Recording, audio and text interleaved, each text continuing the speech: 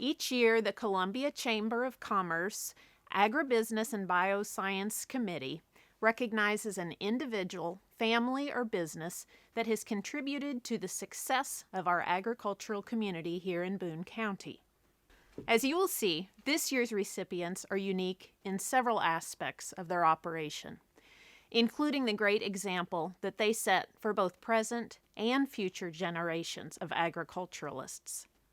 On behalf of the Agribusiness and Bioscience Committee, we congratulate the Bowne family as our 2020 Agriculturalists of the Year.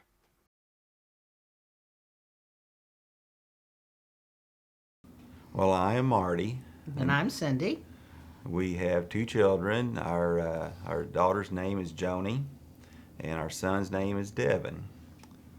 And we're proud of both of our children, and I got to say, I'm pretty doggone proud of my wife. We also have a daughter-in-law named Kimmy. She's married to Devin. They've been married 3 years. And our daughter Joni just got married this past summer. Her husband's name is Dan. They've moved away, and it kind of makes us a little sad, but we see them every once in a while.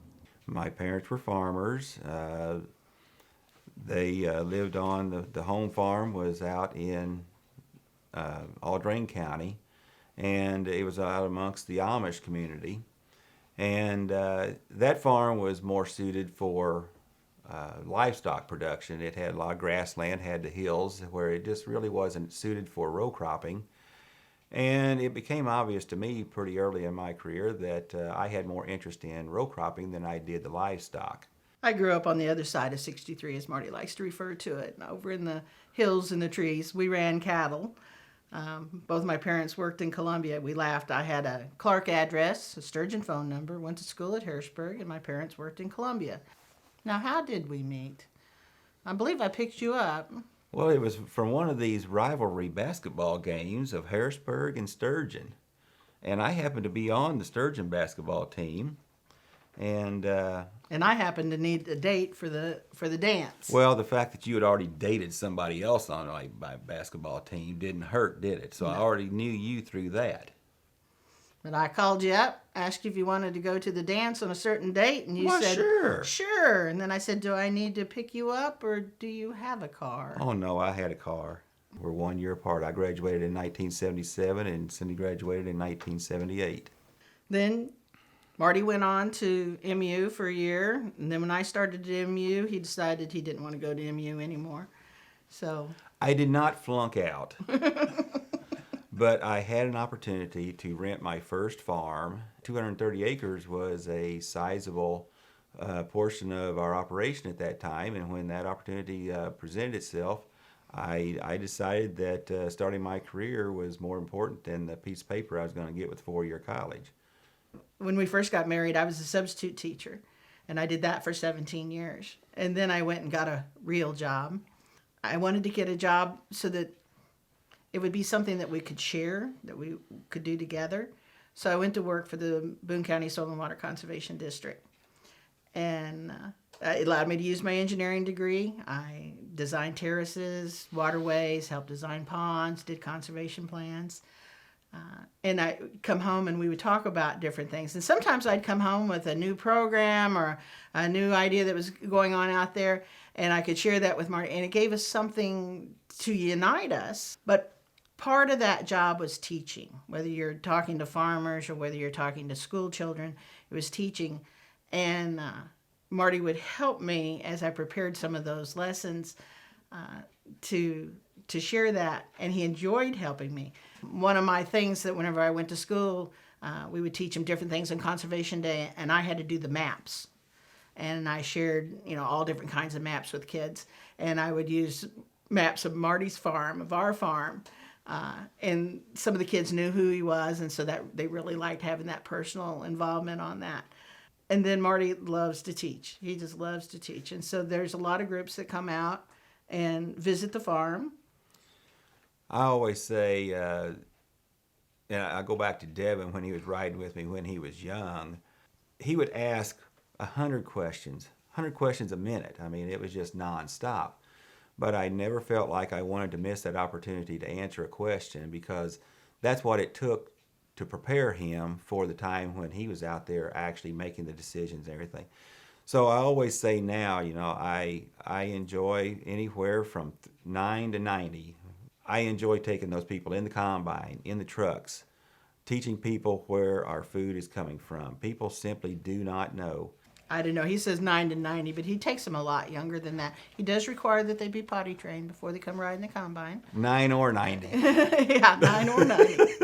And you laugh, but he has a lot of, in the 90s, women that come and ride in the combine. That have pick corn by hand, Yeah. and then all of a sudden they see you harvest 12 rows at a time, and it just blows their mind, of the efficiency that we see today. But we've had other farm groups. We had a group from Brazil come, and you talk about peppered with questions. Marty got peppered with questions. Had to have a translator, but they asked him a lot of questions, and they came prepared to ask questions. Well, this is our test plot that we have done for 19 consecutive years now. We do it in close cooperation with the MFA Exchange here in Centralia. We work closely with Brad Totebush. And of course, so we have the option of putting several different hybrids in here.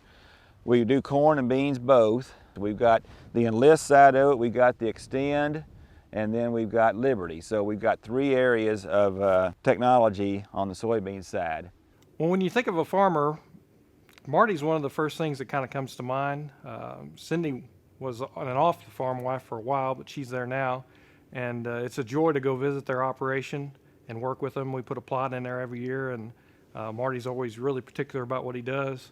And we make sure we get everything done right, and usually Cindy has a lunch for us. So they're great rural folks and excellent farmers. Our farming operation these days involves my one brother and my son and our wives. It involves about 3,300 acres of that's strictly row crop. We've been growing around 1,300 to 1,500 acres of corn, with the other nearly 2,000 acres of soybeans, and with part of those soybeans, usually about 1,000 acres of those soybeans are for seed production. So we are harvesting some production soybeans today. They are being hauled directly to the processor for processing, for cleaning, and they'll go in a bag and be planted in several farmers' fields next year.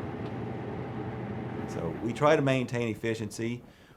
We're still trying to do it ourselves without that employee, because I've always said I think I could be difficult to work for. I try to be a good teacher and share how I want things to be done, but I'm just grateful that we are able to do most of the labor for ourselves. I was born rather late in my parents' life, and so sadly to say, I did not really ever have the opportunity to farm with my dad. So I've got to give a lot of credit to my brothers to get me started in this operation of where we are today. Donald Wayne, he was like a father to me. With him being 19 years older than I was, a lot of my classmates in school thought that he was my dad. But yes, he was very much a father figure to me. And so then after he passed away, the normal passing of the baton to be a decision maker would normally pass to the next brother. But a lot of the decision making has moved on down to me, and it is something that there's a lot of decisions to be made. You're looking at a lot of dollars, and you're trying to make good decisions. There's a little stress involved there, and we're already to the point where I can see that Devin is stepping up and becoming more involved in those day-to-day decisions, those year-to-year decisions on input. And that has already relieved some stress from me to see him make those decisions and be willing to make those decisions. The technology side of things has come into play for us over the last, I'm going to say probably 10 to 12 years. Started out, the first technology that we really added was yield monitor in the combine. And it was eye-opening to me to see the variations of yields as we went across the field, because the monitors can give you an instantaneous reading as you progress across the field. And on corn, I mean, you could see very easily you could see a 50 bushel per acre difference in the yields as you were going across the field. So we were logging all this data, and we were saving it from year to year to year. That we had several years worth of yield data, but we didn't know what to do with it. And we could look at that, and we could use it for hybrid selection in the following year. And then we got into the grid sampling for our soil nutrients, where it used to be that we would go out and pull a composite soil sample over a 40-acre field, and you would pull maybe 5 probes across that 40-acre field, and you would have a flat rate recommendation of what nutrients to apply to that field. And then when the grid sampling came along, it was done on 2.5-acre grids. And so we were able to see where we needed that fertilizer instead of just putting a blanket application on. So that taught me real quick, that we needed to be more respectful and more environmentally sound in our agronomics, of understanding that old clay spot over in the corner of that field is only capable of producing X number of bushels. And it doesn't matter how much fertilizer you put on that spot, it's still only going to produce X number of bushels. But this sweet spot over in this corner, what I'm in front Yeah, of that's you, my corner. this sweet spot over here, we haven't touched the potential of that spot. So it taught me that we don't need to put that much fertilizer in that poor spot, but let's pour a little bit more fertilizer to this sweet spot and try to get the yield increased in this area. So it has been beneficial to us to see the yield increases and the benefits. So the technology that we are incorporating into our operation has definitely been beneficial.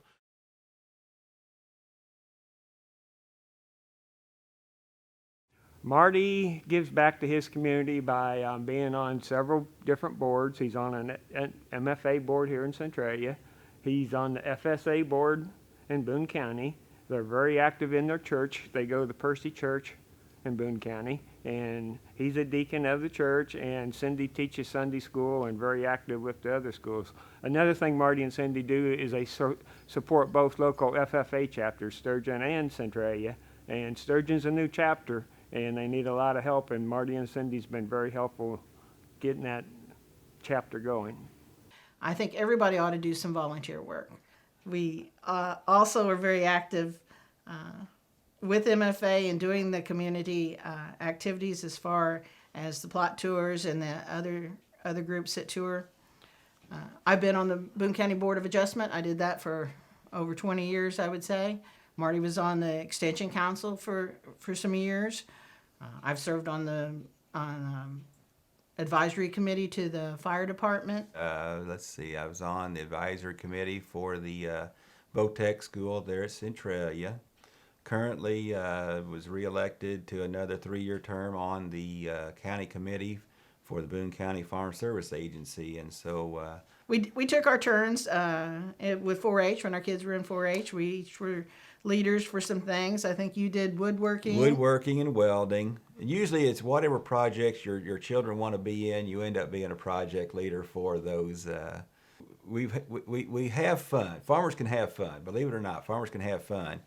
Each year in December prior to Christmas, and I think just about every year, we have put together an entry for the lighted Christmas, the tractor parade.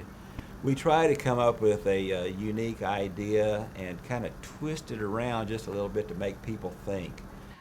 Marty decorated his big red tractor in red lights, and then he made a rope or a chain. A log chain. I built a log chain. And lighted it, and then it was pulled by a little green pedal tractor, which he gets a lot of grief over. And I heard him tell a neighbor, whenever a neighbor said something to him this year about, that's really good that you can have that little green tractor pulling that big red tractor. And Marty says, well, I've discovered crow doesn't taste so bad. So this year we got Olaf to pedal the tractor for him, and he only tried to kill him twice. Each year we have many nominations for this prestigious award, but I'm sure that you can now see why the Bowne family was selected to be recognized. We would like to thank all of those who nominated individuals and businesses for this award. We would also like to thank all of those who contribute to agribusiness and bioscience in Boone County.